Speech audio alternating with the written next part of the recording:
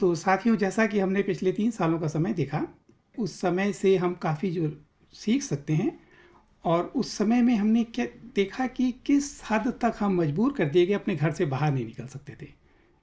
पहली बार मेरे जो पेरेंट्स हैं वो उस हिस्से में पैदा हुए जिसको हम पाकिस्तान कहते हैं, और बड़ा कठिन समय मेरी नानी और उन लोगों ने देखा, उनकी कहानियाँ मैंने बचपन में सुनी। तो मैंने अपनी ताई जी जो बुजुर्ग हैं उनसे बात की इस कोरोना के समय में। मैंने कहा कि बड़ा आपने तो इससे भी कठिन समय देखा। तो कहती नहीं बेटा, ये समय उससे भी कठिन है। अकेले माँ बाप जर्मनी में दादी दादी अपने बच्चों से नहीं मिल सके, उनको स्टॉप कर दिया गया, लॉकडाउन। किसी के बच्चे बाहर थे, वो वहाँ पे ट्रैप हो गए।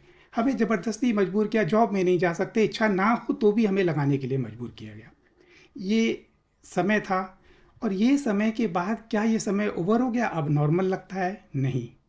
अभी इसके जो परिणाम हैं ये आने वाले समय में बाकी हैं, क्योंकि दुनिया की ताकतें, वर्ल्ड इकोनॉमिक फोरम जिस फ्री मैसन सोसाइटी है, बहुत एलीट लोग हैं, 1% ये लोग हैं, और दुनिया की 80% वेल्थ को कंट्रोल करते हैं। और ऊपर के जो 5% हैं वो 95% वेल्थ को कंट्रोल करते हैं। पूरी दुनिया का ये हाल है। और भारत में 9 परिवार के पास भारत की पूरी वेल्थ जितनी भी है उसका 50% कंट्रोल करते हैं, सिर्फ 9 परिवार जो सबसे बड़े हैं। तो हर जगह ही ये डिस्ट्रीब्यूशन गलत है, और ये धरती को कंट्रोल करने की कोशिश कर रहे हैं। क्यों करने की कोशिश कर रहे हैं ये बाद में टॉपिक आएंगे। मेरा एक्चुअली मेन विषय जो है वो तो युग परिवर्तन है, क्योंकि हर चीज़ के पीछे एक उसका पॉजिटिव निगेटिव दोनों साइड होती है। लेकिन पहले मनोज जी ने मुझे कहा कि थोड़ा सा जो न्यू वर्ल्ड ऑर्डर है उसके बारे में बताएं। तो न्यू वर्ल्ड ऑर्डर या one world order world economic forum के बहुत दुनिया के जो उच्च एलिट्स हैं उनका एक प्रोग्राम है, जिसमें वो दुनिया को कंट्रोल करने की कोशिश कर रहे हैं। अब ये 3 साल का समय हो गया, काफ़ी सारी बातें आपको पता हैं। एक हिस्सा निकल चुका, जिसमें एक बीमारी जिसमें हम बचपन से आज तक हर साल में 2 बार फ्लू आता है, उस फ्लू के थ्रू ठीक हो जाता है, उसको एक बीमारी डिक्लेयर कर दिया गया। और ऐसी बीमारी कि हम घर से बाहर नहीं निकल सकते, जॉब नहीं कर सकते, ये मजबूरी है। अब ये लग गई तो गवर्नमेंट कहती है हमने मजबूर नहीं किया, स्कूलों में कंपलसरी कर दिया, एंड सो ऑन। ये तो हिस्सा निकल गया, इसके बारे में ज़्यादा बात नहीं करते। आने वाले समय में इस जो न्यू वर्ल्ड ऑर्डर है, या इसको वन वर्ल्ड ऑर्डर भी कहते हैं। वन वर्ल्ड ऑर्डर इसलिए कहते हैं कि पूरी दुनिया को एक ताकत कंट्रोल करना चाहती है। पहले भी उन्होंने कोशिश की थी, जब हम कहते थे कि उनके राज्य में सूरज अस्त नहीं होता, अंग्रेजों का राज वहाँ से भारत तक पहुँचा था, सूरज अस्त नहीं होता था, ये वही लोग हैं। उनकी रानी के मरने पर अभी हमारा झंडा झुका रहा, ये अभी भी कंट्रोल करते हैं। और अब ये इसीलिए इसको वन वर्ल्ड ऑर्डर कहते हैं कि एक शक्ति पूरी दुनिया को कंट्रोल करे। इसीलिए एक बीमारी पूरी दुनिया में है। आने वाले समय में ऐसे ही वन चीज़ें होंगी। क्या क्या होंगी आगे डिस्कस करते हैं। अब फूड क्राइसिस पे नेक्स्ट प्रॉब्लम आएंगी। फूड क्राइसिस कैसे क्रिएट करते हैं? आप लोगों ने बचपन से देखा, आकाश के ऊपर देखते हो हवाई जहाज निकलता है। अब हवाई जहाज जब निकलता है पीछे धुएं की लकीर बनती है, ऊपर से केमिकल स्प्रे कर रहे हैं। उस केमिकल को स्प्रे करके इनका कंट्रोल हो जाता है, जब चाहें बारिश करा सकते हैं। जब किसान की फसल बाहर खड़ी होती है सूखने के लिए, बारिश हो जाती है। पिछले कई सालों से हो रहा है। जब कई सालों से होता है तो और माइंड की प्रोग्रामिंग कर देते हैं कि तो हर साल होता है, प्री मानसून ये बारिश है, लोग मान लेते हैं। नहीं, ये आर्टिफिशियल बारिश है, फूड क्राइसिस क्रिएट करने के लिए है, किसान को गरीब करने के लिए है। इसके कई उद्देश्य हैं। एक उद्देश्य ये है कि किसान गरीब से गरीब होता रहता है। किसान के बच्चे किसान नहीं बनना चाहते, वो शहर की ओर भागते हैं। शहर ओवरलोडेड हैं। शहर के लोगों को यह विश्वास होता है कि धरती ओवर पॉपुलेटेड है, हर चीज़ की वहाँ पे कमी लगती है, पानी की कमी, बस में भीड़, ट्रेन में भीड़। तो इन लोगों को ये विश्वास दिलाते हैं कि जनता ओवर पॉपुलेटेड है, कुछ जनता कम हो जाए तो दुनिया सुखी हो जाएगी।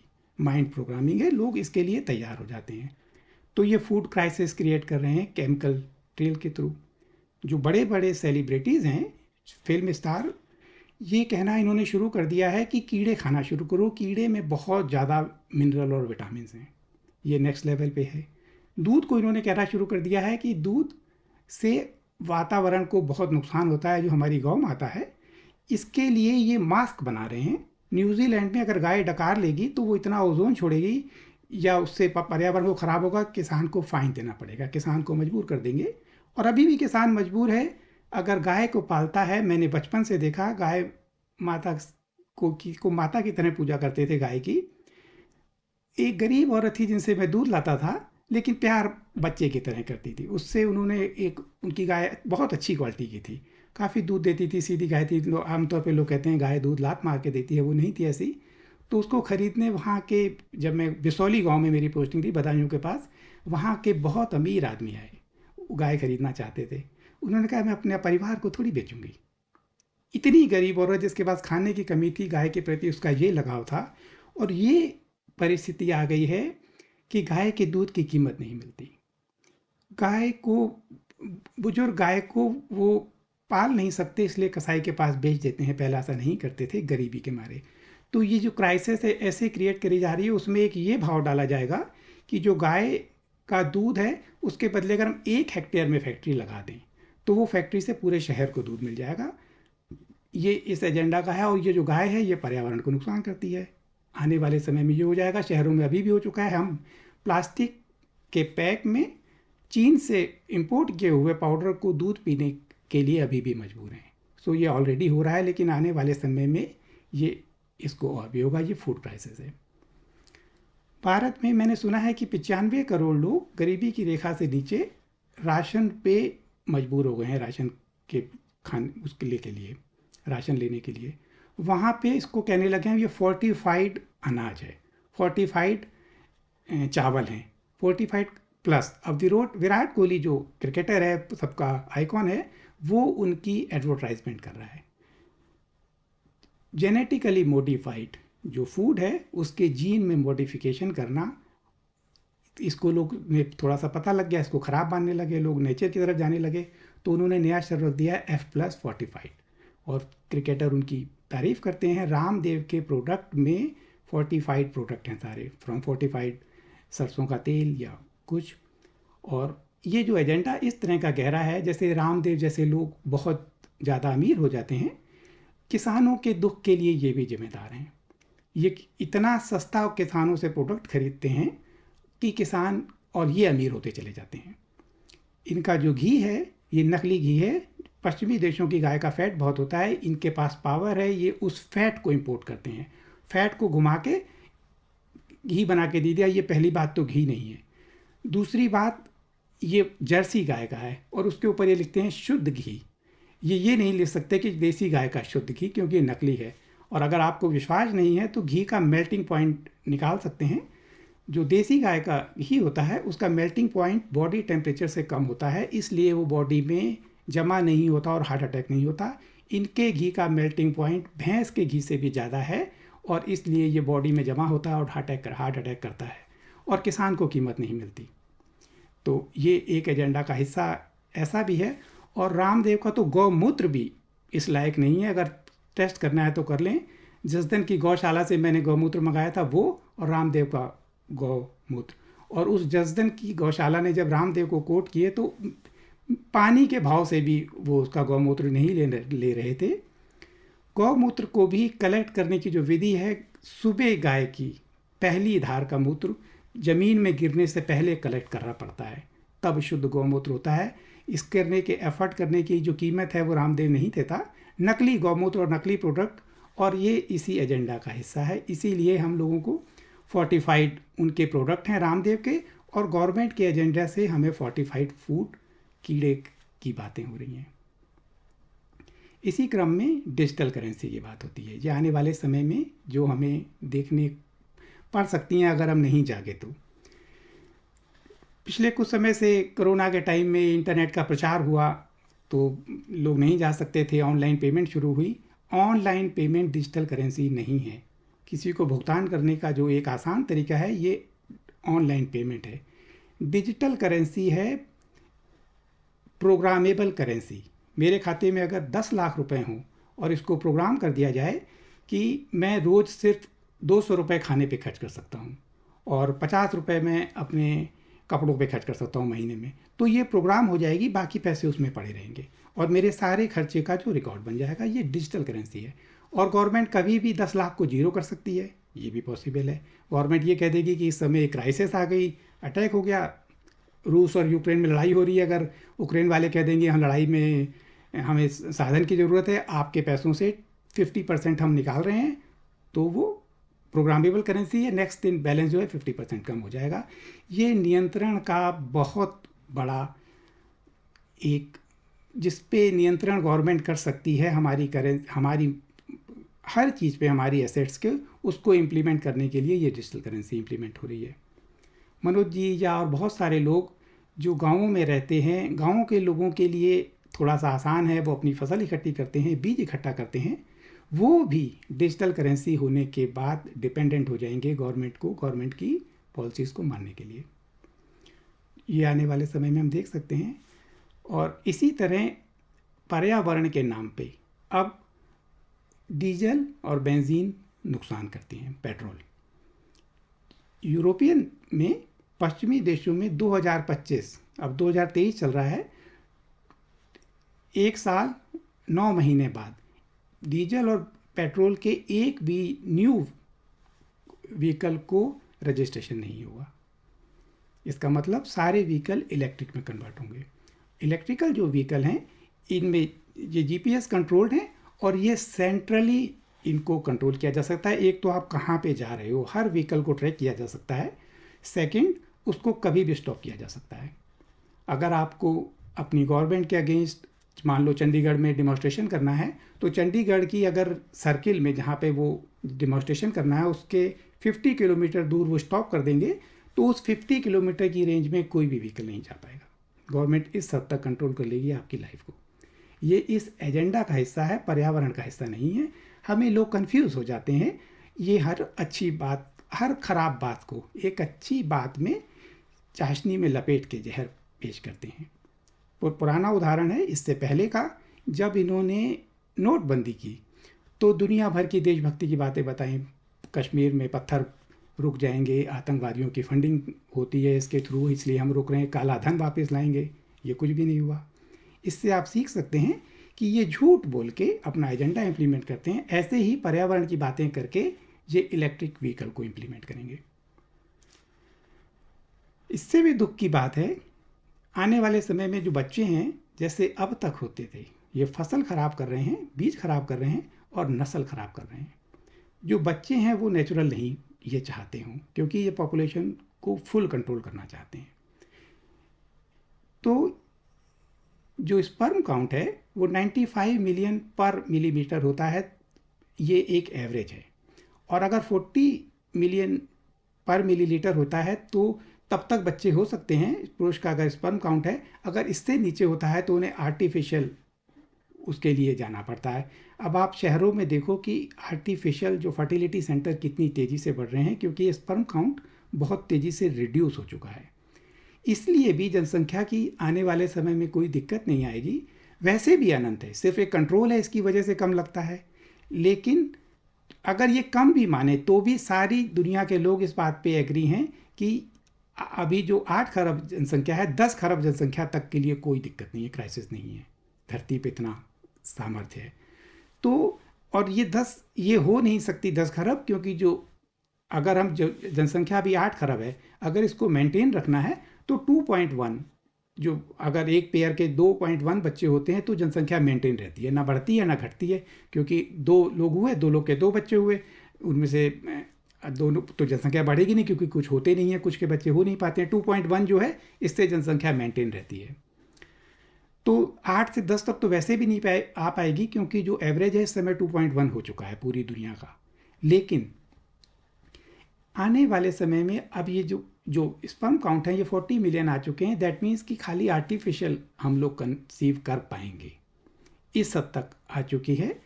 और इसके अलावा इन्होंने यहाँ पे सेंटर बना दिए हैं जिसमें बच्चा बाहर पैदा होगा, और उसकी एडवर्टाइजमेंट करनी शुरू कर दी है। मैंने अपने ग्रुप में शेयर की थी, इंटरनेट पे अवेलेबल है, आप देख सकते हैं कि बच्चा माँ बाप के अतिरिक्त बाहर पैदा हो।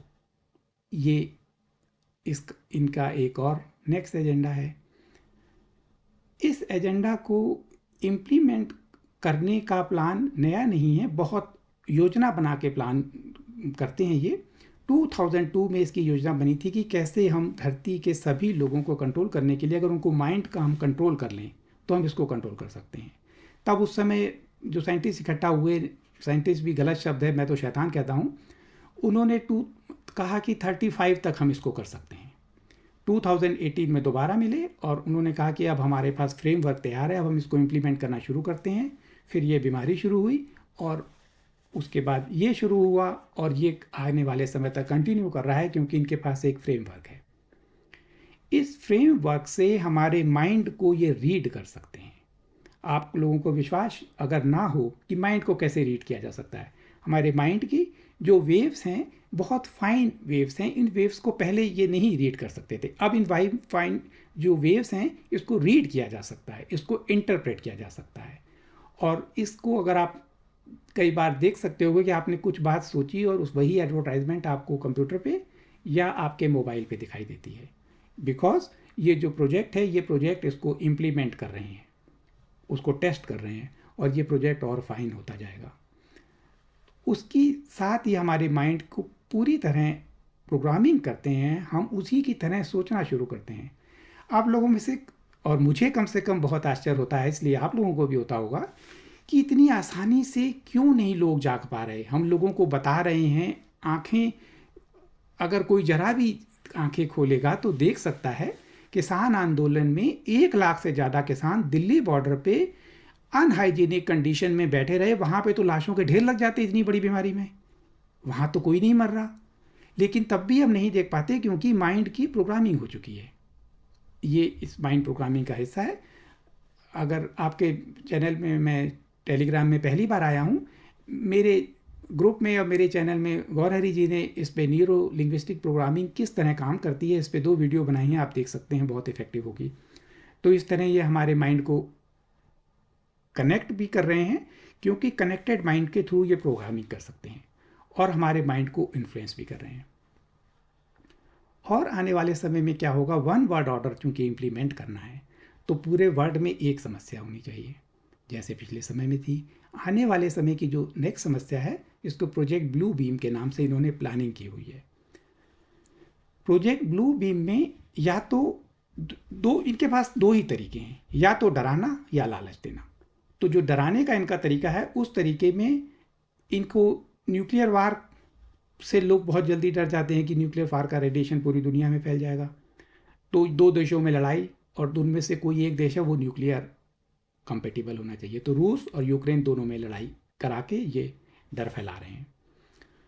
ऐसे ही प्रोजेक्ट ब्लू बीम का अगर ये डर फैला नहीं पाए तो इससे बड़ा डर भी फैलाने की जो इनके योजना है, उस योजना में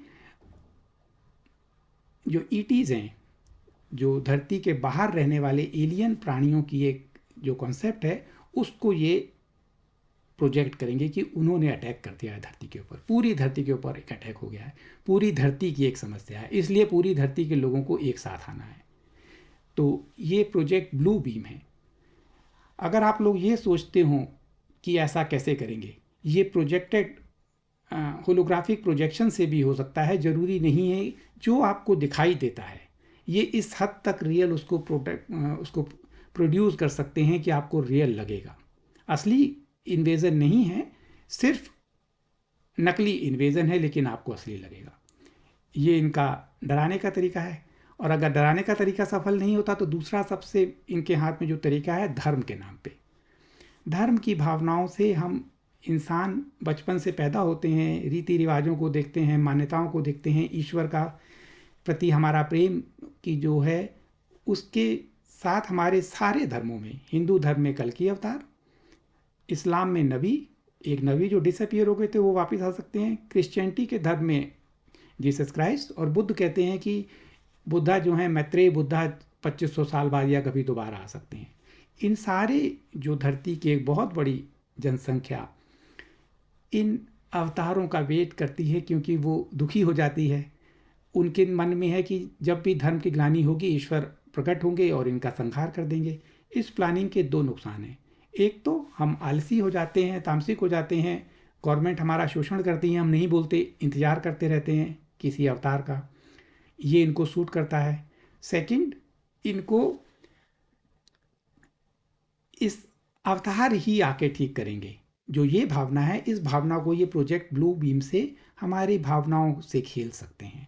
आकाश से देवदूत को उतार सकते हैं, जिसकी जैसी कल्पना है उसको ये वैसा प्रकट कर सकते हैं। और जैसे इलेक्शन से पहले मनमोहन सिंह को प्रोजेक्ट किया कि बहुत पढ़े लिखे ईमानदार किसी को अपने सिख हैं, और इन्होंने किसी को अपने रिश्तेदारों के साथ वो नहीं किया, रिजर्व बैंक के गवर्नर हैं, पूरा कैरियर ईमानदारी का, उनको प्रोजेक्ट करके प्रधानमंत्री बनाया, 2 टर्म ख़त्म हो गए। नए आए मोदी जी देशभक्त हैं, हिंदू राष्ट्र को करेंगे, इससे पहले वाली सारी गवर्नमेंट थी तो उनको प्रोजेक्ट कर दिया, 2 टर्म उनके होने वाले हैं। इसके बाद ऐसे ही ये प्रोजेक्ट करते हैं। ये तो लोग थे, धरती के रहने वाले लोग थे, इनके प्रोजेक्शन पे हम मैनिपुलेट हो गए क्योंकि मीडिया पे इनका पूरा कंट्रोल होता है। अगर ये ईश्वर को या जिनको हम अवतार कहते हैं उसको ये प्रोजेक्ट करेंगे तो जो धर्म से भरी हुई जनता है वो उनको स्वीकार कर लेगी। जब वो उनको स्वीकार कर लेगी तो वो उनके फॉलोअर बन जाएंगे। उनके फॉलोअर 2-3 साल अच्छा काम करेंगे और उसके बाद बहुत मानवता का शोषण कर सकते हैं। ये आने वाले समय का एक और एजेंडा है जिसके बारे में हमें जागरूक होना है। हमारी एजुकेशन को वैसे ही बहुत मैनिपुलेटेड है, लेकिन अगर पश्चिमी देशों की एजुकेशन में या world economic forum, not world economic forum, world health organization ने जो डॉक्यूमेंट किए हैं आप लोग को नेट पे मिल जाएंगे एजुकेशन में बताने के लिए, क्योंकि बच्चे आर्टिफिशियल करने हैं तो किस किस तरह की मैरिज बिल्कुल नॉर्मल है। पुरुष की पुरुष से मैरिज, स्त्री की स्त्री से मैरिज, इस तरह की मैरिज जो हम सोच भी नहीं सकते थे उसको इन्होंने अपने एजुकेशन में इम्प्लीमेंट करना शुरू कर दिया है। क्योंकि ह्यूमन नहीं रोबोट चाहिए, बच्चे आर्टिफिशियल पैदा हों, बाहर पैदा हों और उनको हम कंट्रोल कर सकें। इसके अलावा जो पिछले समय में डर फैलाया और उस डर के बाद इन्होंने कहा कि एक ऐसी वैक्सीनेशन चाहिए जिसको इमरजेंसी परमिट किया जाए, अदरवाइज़ की परमिशन नहीं है।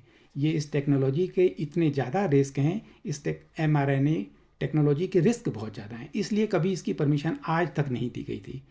तो अब की बार इसकी परमिशन इसलिए दी गई क्योंकि एक इमरजेंसी है पूरी दुनिया पे।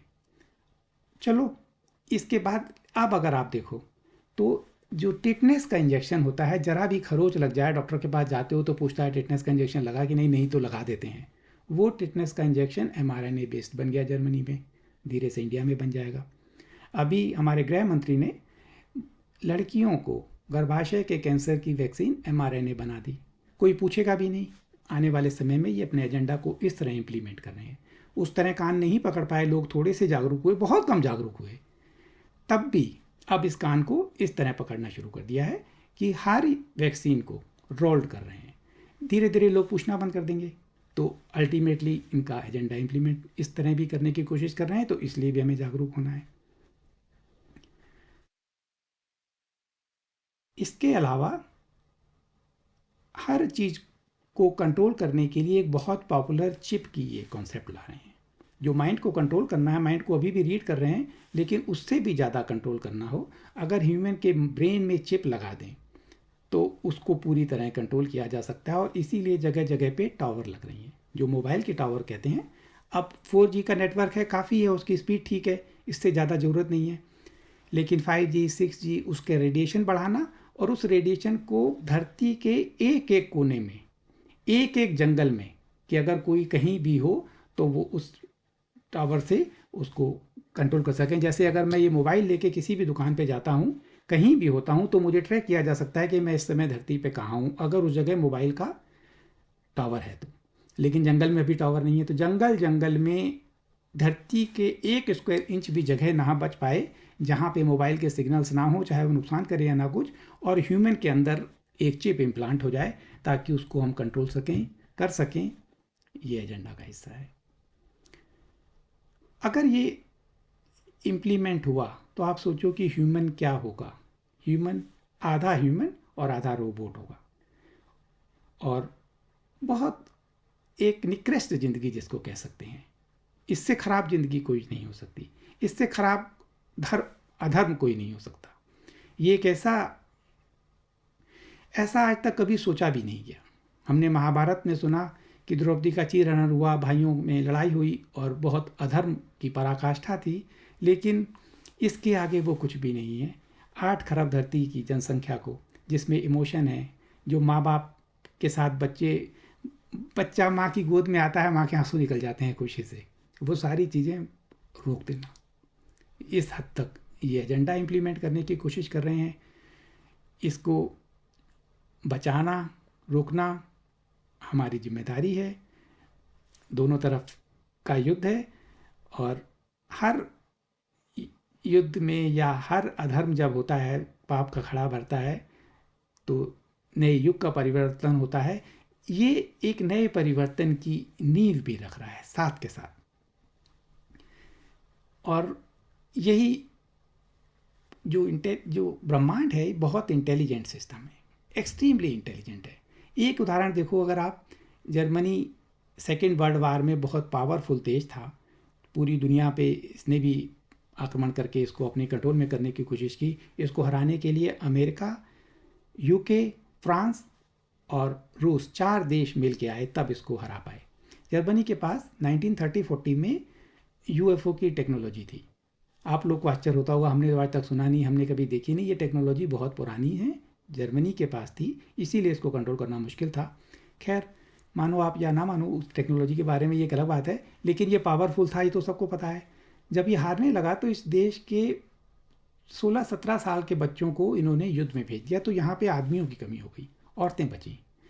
तो इतना इंटेलिजेंट सिस्टम है कि यहाँ पे जो बच्चे हुए, अभी शायद 100 औरतों पे 102 या 104 मेल पैदा होते हैं, क्योंकि फीमेल में जो मॉर्टेलिटी रेट ज़्यादा होती है, वो ज़्यादा बचती हैं। कुछ लड़के पैदा होने के बाद थोड़े ज़्यादा मरने की उनमें संभावना होती है, इसलिए 100 लड़कियों पे 104 शायद मेल पैदा होते हैं, या 2 या 4।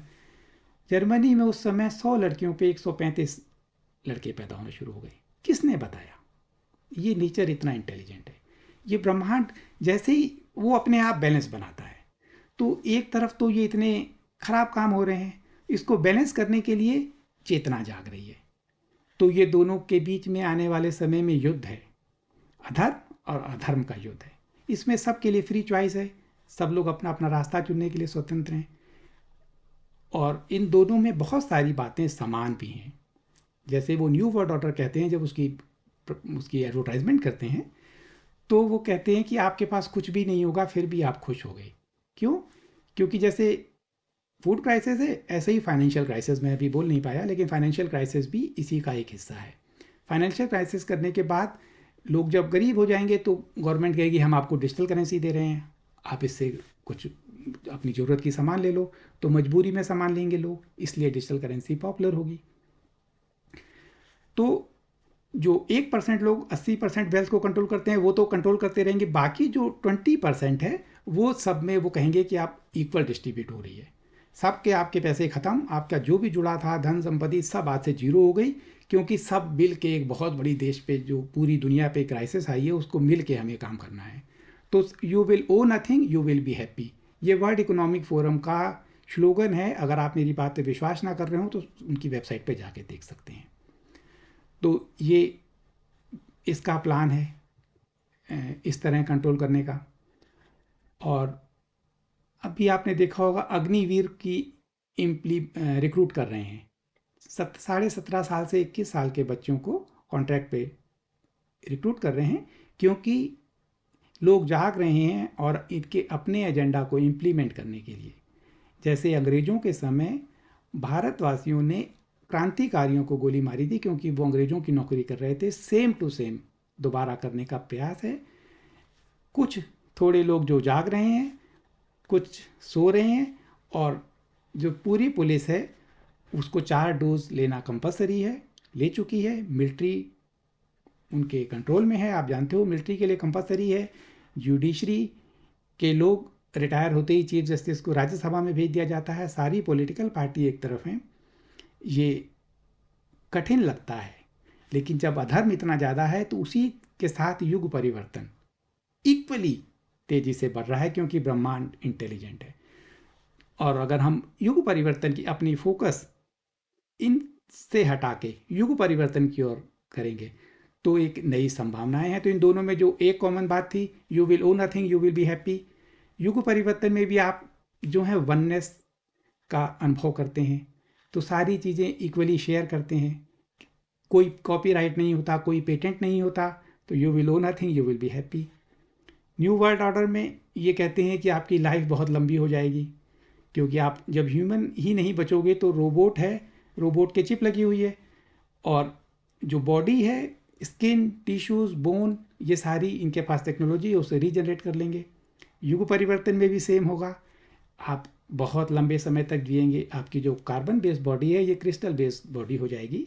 इसका डीएनए एक्टिवेशन होगा। जो हमारा डीएनए अभी बहुत 90% जंक कहते हैं जिसको आज के लोग, और जीन की सारी टेक्नोलॉजी जो है ये इन एलिट्स के हाथों में है।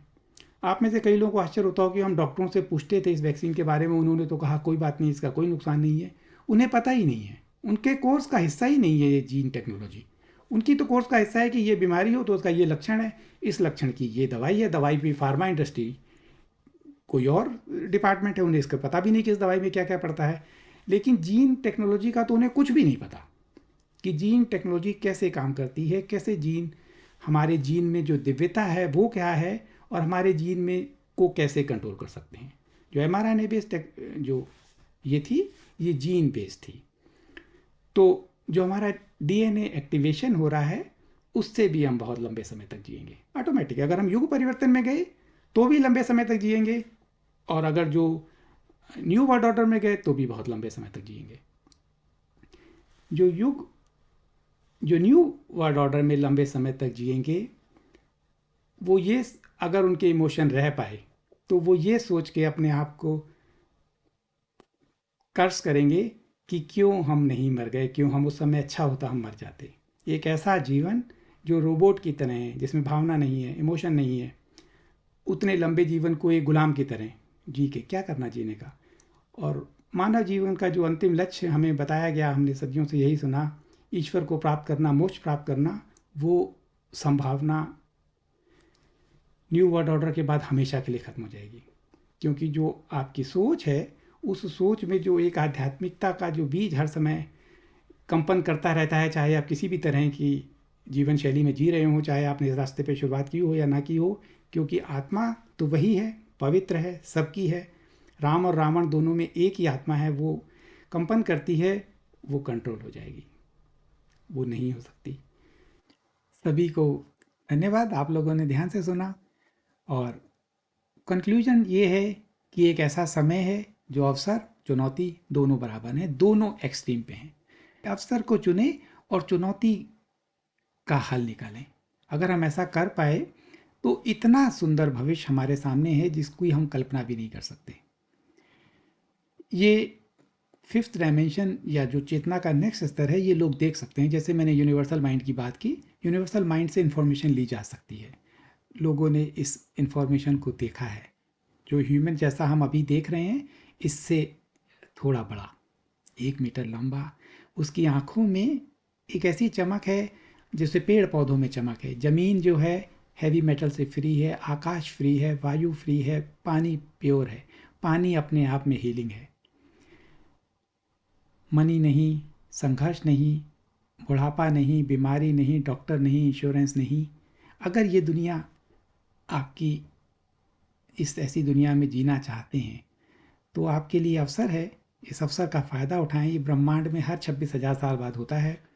इस बार चूक जाएंगे तो 26,000 साल तक वेट करना पड़ेगा। आल्दो टाइम एग्जिस्ट नहीं करता, जो ट्रैप हो जाएंगे इस टाइम में वो इसी को रियलिटी मानेंगे।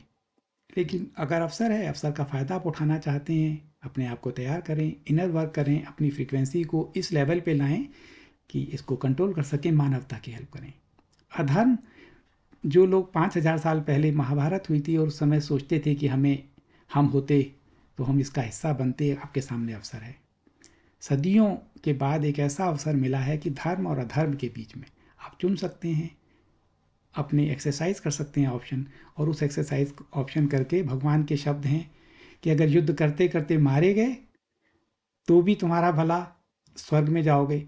स्वर्ग नरक एक अलग डेफिनेशन है, कभी अगली बार चर्चा करेंगे। अगर युद्ध करते गए मारे गए तो भी अच्छा, और अगर जीत गए युद्ध में तो भी अच्छा। यही, इन्हीं शब्दों के साथ मैं आज का ख़त्म करता हूँ। Thank you very much.